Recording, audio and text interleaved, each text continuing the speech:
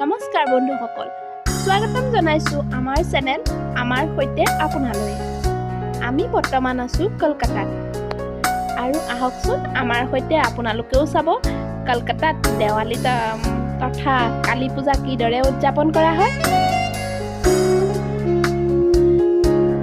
তেতিয়াহ'লে পলম নকৰি বলক ভিডিঅ'টোলৈ আগবাঢ়ো। ইয়াত পূজা মণ্ডপসমূহ খুব ধুনীয়াকৈ সজোৱা হয়।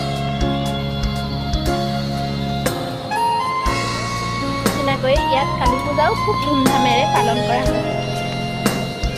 আপোনালোকক দেখুৱাব খুজিছোঁ আমাৰ ৰুমৰ আশে-পাশে থকা কেইটামান পূজা মণ্ডপ।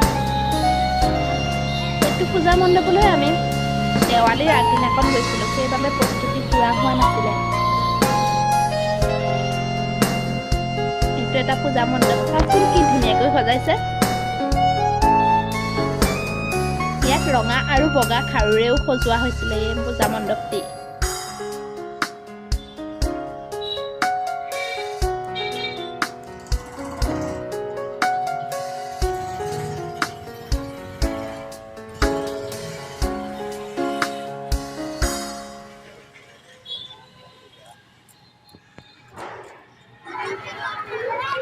এইটো আকৌ বনাইছিলে এটা ভূত বাংলা।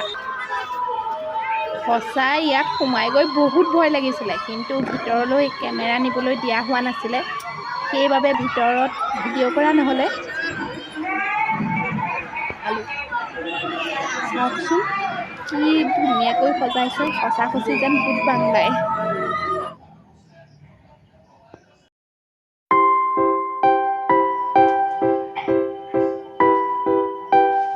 এই পূজা মণ্ডপটিও আছিলে খুবেই সুন্দৰ।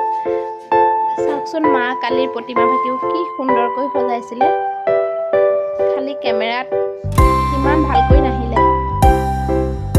এইভাগ পূজা চাওক না, ইমান